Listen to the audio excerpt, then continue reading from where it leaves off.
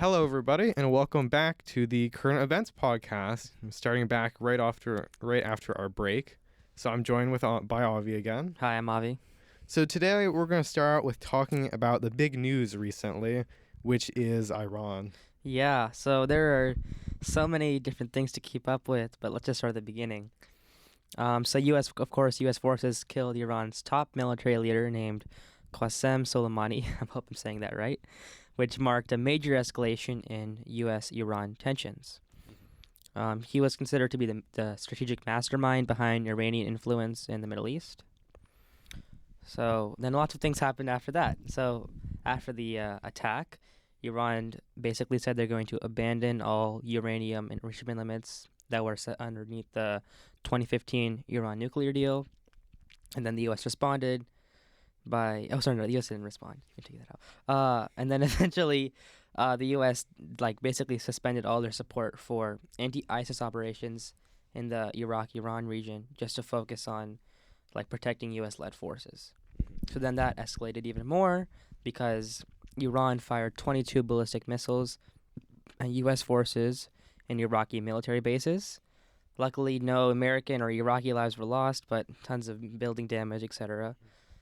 As a response, Trump announced more economic sanctions, but signaled no further military action. Yeah, so I think the good news is that it looks very unlikely anything military-wise will be continuing. Personally, I didn't think we were going to get real big escalations. I think both the U.S. and Iran know that a real war is not the way to go. Economic sanctions, that kind of stuff is more the way to go in this case. Yeah, right now it looks kind of like more tit for tat as opposed to direct confrontation. So what do you think of the initial strike? I was pretty surprised by it, honestly. It was kind of out of nowhere. Yeah, I was reading a New York Times article about it, and essentially, I'm not 100% sure if this is true, but what it said was that Trump was presented with various different options on how to respond to the actions by Iran, and killing Soleimani was presented as something to moderate the other options. But when he picked the option of killing Soleimani, it really alarmed military officials. Yeah, and I think for me, one of the things I'm just really curious about is one of the things that was originally talked about is that this was based on some secret intelligence that there was an imminent plan or attack or something that was going to happen that would be pretty devastating. And obviously it's classified, so it hasn't been released. Yeah. But just the whole notification to Congress and all that stuff and just general notification about what's going on. I think in this day and age, you really need to be explicit about what's going on, why you're doing stuff. And I feel like there's been a little bit of a lack of follow through on that. Still no real solid evidence about what, led to this point. In general, there's just been a whole lack of transparency. Chuck Schumer didn't know about the attack before it even happened. That's a major congressional leader. So a lot of issues with how he's communicating this to the people. Mm-hmm. A lot of times we've seen the Pentagon contradict Trump on various issues regarding this. It's all very concerning. Yeah, and especially some of the original tweets were talking about, targeting cultural sites, and then that was quickly backtracked, no, that's not real. No, yeah. So I'm a little concerned about some of this. It feels like there's a lot of leadership issues, which is a bit concerning given kind of the gravity of this kind of situation here. Yeah. Of course, another thing that happened quite recently on Tuesday, a Ukrainian jet crashed shortly after takeoff from Tehran on Tuesday, which killed all passengers on board. Initial reports suggested there was a mechanical failure, but believe today morning, the officials said that they believe that Iran inadvertently shot down the Ukrainian passenger jet, which means that the U.S. essentially thinks that about 200 people were killed by Iran, which is huge. Yeah, and then so the intelligence that supports this is apparently I believe it's mainly a video showing the plane catching on fire. I didn't take a look at it because it was so recent, but which to me definitely suggests something else going on, the mechanical failure.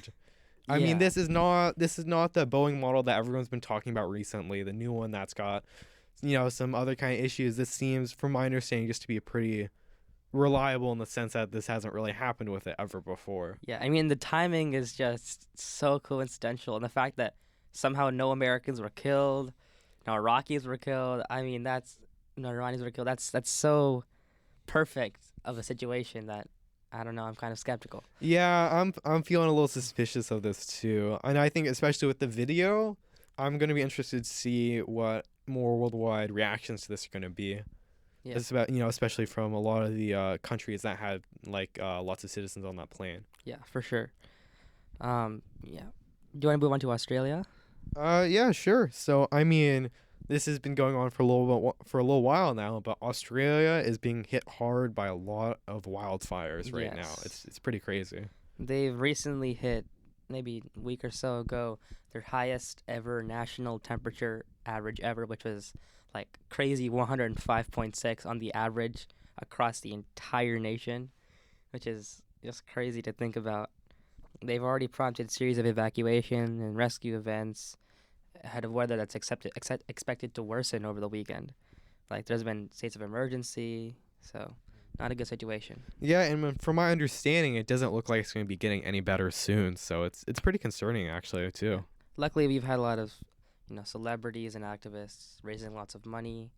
I believe there's a comedian in Australia who just raised like $30 million just from a GoFundMe page. So there are definitely efforts by celebrities to help, quell the issue. But I think ScoMo, the Prime Minister of Australia, is like kind of bullish on action, and has been kind of accused of being slow to respond.